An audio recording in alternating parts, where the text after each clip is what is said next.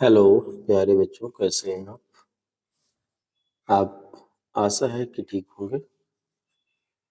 2 दिन थोड़ा सा काम में कहीं बिजी थे तो इसलिए वीडियो नहीं बना पाए। और आज हम आपको अंशों के निर्गमन लेसन से क्रियात्मक प्रश्न को हल करने और उसकी समझ को विकसित करने जिससे कि आपको आसानी से प्रश्नों की समझ हो सके और एक अच्छा क्वेश्चन आप तैयार करके बोर्ड परीक्षा में लिख सकें। जैसा कि बोर्ड आप इसके कंटेंट से समझ गए होंगे कि सबसे पहले ऊपर लिखा था कि क्रियात्मक प्रश्न और बोर्ड में 100% आता है। तो इसी क्रम में हम आपको ये बताना चाहेंगे कि इस प्रश्न के माध्यम से आप अपने इस पार्ट का एक बेस तैयार कर लोगे और आसानी से इस क्वेश्चन को हल कर लोगे। तो इसको ज़्यादा कुछ और न कहते हुए हम क्रियात्मक प्रश्न को पढ़ते हैं। आप इसकी समझ को विकसित करिए और उसके साथ मेरे साथ क्वेश्चन को हल करिए। हम आपको स्क्रीन पर क्वेश्चन को हल करके दे रहे हैं। देखिए ऊपर लिखा है अंशों का निर्गमन। ऐसा कोई नहीं लिखा होगा कि अंशों का निर्गमन, उसमें क्वेश्चन दिया होगा संख्यात्मक प्रश्न, क्रियात्मक प्रश्न भी कह सकते हैं, न्यूमेरिकल क्वेश्चन। जैसे क्वेश्चन आता है आपको, रिलायंस लिमिटेड जिसकी अधिकृत पूंजी रुपया 25 लाख रुपए है ने 10 रुपए वाले 2 लाख समतांशों को जनता में निर्गमित किया। धनराशियां निम्न प्रकार देय हैं। आवेदन पर ₹2 पर शेयर, आवंटन पर ₹3 पर शेयर तथा शेष ₹2 प्रथम याचना पर, शेष अंतिम याचना पर देय है। सभी अंशों के लिए आवेदन पत्र प्राप्त हुए तथा आवंटन किया गया। सभी राशियां यथा समय प्राप्त हो गई। कंपनी की पुस्तक में राजनामचे की आवश्यक जनरल प्रविष्टियां कीजिए। इस टाइप से आपको क्वेश्चन में दिया होगा। तो लिखा होगा पास necessary general entries in the book of company. सबसे पहले क्या करना है कि आपको एक पेज पर एक आप कॉपी ले A4 साइज की, जिसमें एक पेज पर आप लाइनिंग दें और लाइनिंग जब देते समय जो अमाउंट के कॉलम है उनको बराबर मात्रा में, उनकी जो लाइनिंग है वो बराबर हो और LF के कॉलम को पतली लाइन से खींच करके पार्टिकुलर का जो एरिया है वो सबसे ज्यादा रखिए। और उसके बाद आप डेट का कॉलम, यानी अगर आप लेफ्ट टू राइट चलेंगे तो date, particular, LF, amount rupees debit, amount rupees credit, इस प्रकार से आप लिख लो। उसके बाद आपको पता है कि हम पहले वीडियो में बता चुके हैं कि आप सबसे पहले जब भी कंपनी अंशों का निर्गमन करती है तो पहले एंट्री करती है, उसे आवेदन राशि प्राप्त होती है तो एंट्री करेगी bank account debit to equity share application account. Application APP dot हमने लिख करके उसको शॉर्ट फॉर्म में लिख दिया है। आप ऐसे ही बिल्कुल लिख सकते हो। अब आप देखते हो क्वेश्चन जब हमने पढ़ा था तो उसमें कहीं इक्विटी का नाम नहीं आया था। असल में जो शेयर इशू किए जाते हैं वो समताई होते हैं, इसलिए आप इक्विटी शब्द का प्रयोग करें तो बेहतर होगा। Being equity share 2 lakhs at the rate of 2 each, application money received। आप सिंपल भाषा में एप्लीकेशन मनी रिसीव्ड भी नरेशन के रूप में लिख सकते हो। फिर आगे जो अगले अगली जनरल एंट्री आएगी उसे equity share application account debit equity share capital account being equity share application money transferred. अब जो ये अमाउंट एप्लीकेशन मनी की थी उसे कैपिटल में ट्रांसफर करने की एंट्री बनाई है और उसके बाद अलॉटमेंट की जनरल एंट्री पे आ जाएंगे। देखिए जो अलॉटमेंट की जनरल एंट्री है हमने समझाया था, पिछले वीडियो में हमने बताया था कि जो जनरल एंट्रीज बनाई जाती है तो एप्लीकेशन की 2 जनरल एंट्री जब आपके साथ पास होंगी जिन्हें आपने कंठस्थ कर रखा होगा तो अन्य जनरल एंट्रीज बनाने में आपको बहुत ज्यादा दिक्कत नहीं होगी। अलॉटमेंट पे केवल एप्लीकेशन के स्थान पर अलॉटमेंट शब्द लिखना है और मेरे साथ आप इसको लिखते रहिए कॉपी पे और लिखिए equity share allotment account debit to equity share capital account being equity share allotment money due. जो पहली एंट्री थी वो बैंक की थी, दूसरी एंट्री इक्विटी जो कैपिटल थी उसे एप्लीकेशन की जो कैपिटल थी उसे एप्लीकेशन की जो मनी थी उसे कैपिटल में ट्रांसफर करने की एंट्री थी। अब जो ट्रांसफर वाली एंट्री का है यानी ड्यू जैसी एंट्री जो ऊपर दी गई है इक्विटी शेयर एप्लीकेशन की, वैसे ही एंट्री जो है equity share allotment account debit to equity share capital account, ये एंट्री आपकी बनी है। इसमें देखिए आसानी से आप अमाउंट कैलकुलेट कर लोगे।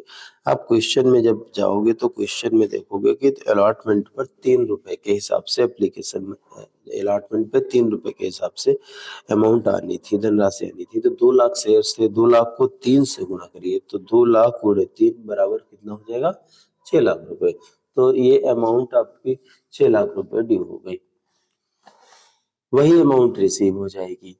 ठीक, bank account debit to equity share allotment account being equity share allotment money received, तो 6 लाख रुपए, ये चौथी एंट्री हो गई। अब इसके बाद देखिए अगली एंट्री है equity share first call account debit to equity share capital account being equity share first call money due. तो जैसे आपने अलॉटमेंट मनी ड्यू की एंट्री की थी वैसे ही आपने equity share first call money due की एंट्री कर ली। दोनों एंट्री में कोई अंतर नहीं है, केवल आपको इक्विटी शेयर जो अलॉटमेंट वर्ड होता है उसके स्थान पे फर्स्ट कॉल वर्ड लिखना है। उसके बाद बैंक की एंट्री आ जाएगी, bank account debit to equity share first call account being equity share first call money received. ठीक है, ऐसा होता है कि जो नरेशन है, ध्यान रखिए, बैंक अकाउंट डेबिट एक रो में रहेगा, ऐसे ही डेबिट का पार्ट एक रो में, क्रेडिट का पार्ट एक रो में, लेकिन आपका नरेशन का पार्ट 2 या 3 लाइनों में भी हो सकता है। Being equity share first call money received, ये 2 लाइन हो गई तो 2 लाइनों में हो सकता है। तो इस एंट्री को बनाने के बाद आपने एक लाइन दी, हर एक जन एंट्री के बाद आप एक लाइन पार्टिकुलर में खींच देंगे और साफ सुथरी लाइनें होनी चाहिए, कहीं से कटी पिटी ना हो, टेढ़ी बेढ़ी ना हो, कोशिश करिए बिल्कुल सीधी लाइन दीजिए जैसा कि हमने आपके क्वेश्चन में पहले से ही बना रखी है। आप क्या करिए, क्वेश्चन को हल करना है तो सबसे पहले A4 साइज की कॉपी लीजिए, उसके बाद उसमें लाइनिंग आप जो भी स्केल आपके पास उपलब्ध हो 6 या 12 इंच की, उससे आप लाइनिंग दे दीजिए। उसके बाद ही क्वेश्चन को हल करिए, बिना लाइनिंग के क्वेश्चन को हल ना करें।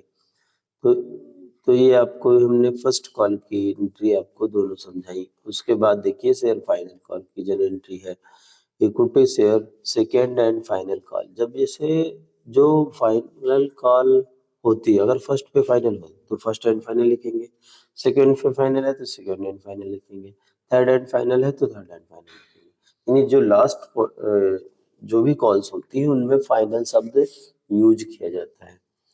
तो equity share second and final call account debit to equity share capital account being equity share second and final call money due at the rate of two each. तो यहाँ पे 2 नहीं था, फाइनल पे 3 रुपए है, ये गलती से 2 लिख गया है। तो चलिए 3 रुपए के हिसाब से जब करेंगे तो 2 लाख गुणे 3, 2 लाख रुपए गुणे 3, तो 2 लाख गुणे 3 बराबर 6 लाख रुपए, तो 6 लाख अमाउंट ड्यू होगी और वही अमाउंट आपकी रिसीव हो जाएगी। Bank account debit to equity share second and final call account being equity share second and final call money received. ठीक है, तो इस प्रकार से आपने 8 जनरल एंट्री कंप्लीट की और क्वेश्चन को कंप्लीट किया। इसके साथ ही आपको इस क्वेश्चन की बहुत अच्छी समझ आ गई होगी। आशा है कि आपको क्वेश्चन समझ में आया होगा। आप ऐसा ही एक क्वेश्चन हल करके हमें दिखाएंगे, कमेंट बॉक्स में लिखेंगे कि आपको क्वेश्चन आपका हल हो गया है। अगर कोई आपका क्वेश्चन इस टाइप का है, देखिए ये जो क्वेश्चन हम आपको समझा रहे हैं ये बहुत ही सरल क्वेश्चन है, यानी बेस क्वेश्चन है हर एक। अब स्टेप बाय स्टेप आपके क्वेश्चन में जो परिवर्तन है वो होते रहेंगे और उसमें थोड़ी थोड़ी परिवर्तन होकर के जनरेटरियां बनती रहेंगी। लेकिन ये जो 8 जनरेटरियां हैं ये हम 6 कह लें। फाइनल देखिए, फाइनल अगर फर्स्ट कॉल पे है तो 6 ही एंट्रियां हो जाएगी।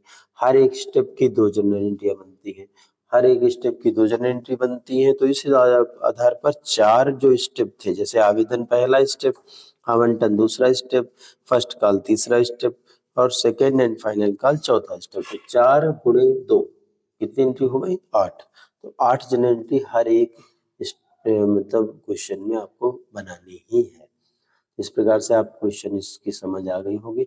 हम जल्द ही अपना थोड़ा सा जैसे क्वेश्चन जो आपको हम बना के दे रहे हैं अब इस शॉर्ट पे आ रहे हैं, स्क्रीन पे आ रहे हैं, और स्क्रीन रिकॉर्डिंग के माध्यम से आपको क्वेश्चन उपलब्ध कराते हैं। हमारे पास जो भी मैटर उपलब्ध होगा उसे हम अच्छे से आपको प्रेजेंट करेंगे और थोड़े दिन बाद यानी 2-4-5 दिन बाद जब आप क्वेश्चन मेरे पाएँगे तो उसमें हम आपको स्क्रीन पे पढ़ाया करेंगे, ठीक है? तो मेरे पास एक टैबलेट है, उसकी स्क्रीन थोड़ा-सा डैमेज है, वो कंप्लीट करा लें तो फिर आपको भी स्क्रीन पे पढ़ा दिया करेंगे हाथ से। जैसे बोर्ड पे पढ़ाया जाता है वैसे ही पढ़ा देंगे, तो ठीक है, तो आपको बहुत आसानी होगी। और कोई क्वेश्चन है, कोई क्वेरी है तो आप कमेंट बॉक्स में लिख दीजिए और जहाँ पे भी सुधार होना है उसको बताइए और नए वीडियो जो हम भी बनाएँगे तो उसमें उन सुधारों को कंसीडर करेंगे। सभी बच्चों को इतनी देर आप हमारे साथ बने रहे, आपने क्वेश्चन को सीखा, इसके लिए बहुत-बहुत धन्यवाद। शेयर और लाइक और सब्सक्राइब करना चैनल को ना भूलें।